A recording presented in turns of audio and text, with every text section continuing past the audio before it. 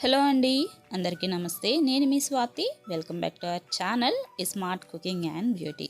Friends, ఈరోజు మన ఛానల్లో 10 మినిట్స్లో ఫటాఫట్గా బ్రేక్ఫాస్ట్ ఆర్ స్నాక్ రెసిపీ ఎలా తయారు చేసుకోవాలో చూసేద్దామండి. చాలా అంటే చాలా ఎమ్మీగా ఉంటుంది. 10 మినిట్స్ కంటే ఎక్కువ అస్సలు పట్టదు. అండ్ ఈ రెసిపీ చిన్నపిల్లలకు కానీ పెద్దవాళ్ళకి కానీ చాలా ఇష్టం అండి, ఎందుకంటే మనం ఇందులో న్యూడిల్స్ యూస్ చేస్తున్నాం, అలాగే ఎగ్తో కానీ. సో లేట్ చేయకుండా వీడియోలోకి వెళ్ళే ముందు మీరు కనుక మన ఛానల్ని ఫస్ట్ టైం వాచ్ చేస్తుంటే ప్లీజ్ సబ్స్క్రైబ్ చేసుకోండి ఫ్రెండ్స్. అలాగే పక్కనున్న బెల్ సింబల్ కానీ యాక్టివేట్ చేసేసండి. ఓకేనా? Now let's get in to the video.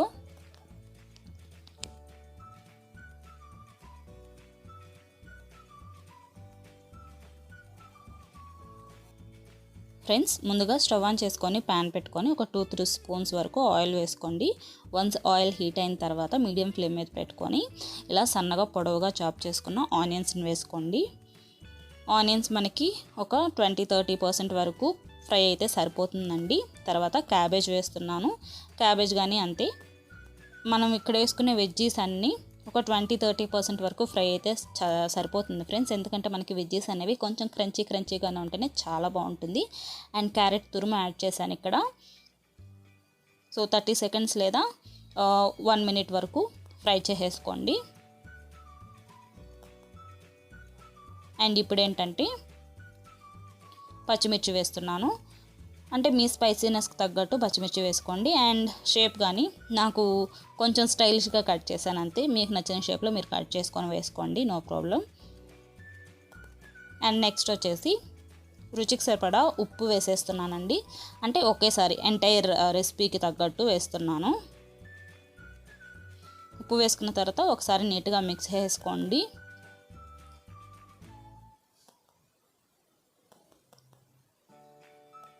And ఇప్పుడు ఏంటంటే ఒక 3 ఎగ్స్ తీసుకున్నానండి నేను ఇక్కడ.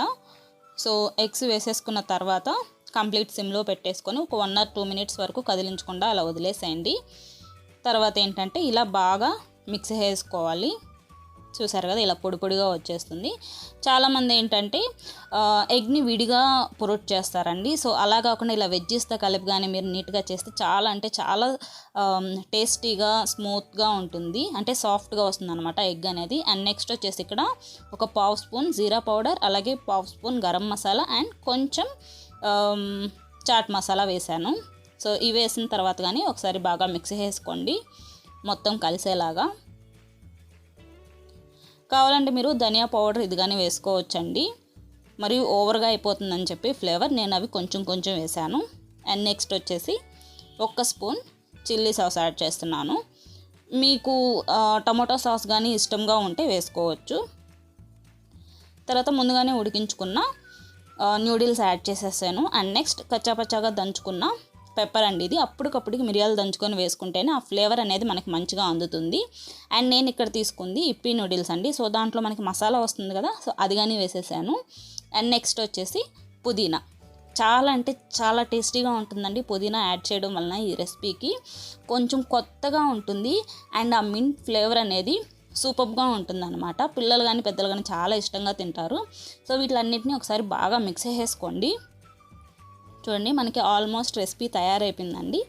కాకపోతే నేను ఈ రెసిపీని ఎలా సర్వ్ చేయాలి అనేది కానీ చూపిస్తాను, ఎందుకంటే మనలో చాలామంది ఒక్కో రకంగా తింటుంటారు. సో మేము తినే స్టైల్లో చూపిద్దాం అనుకుంటున్నాను.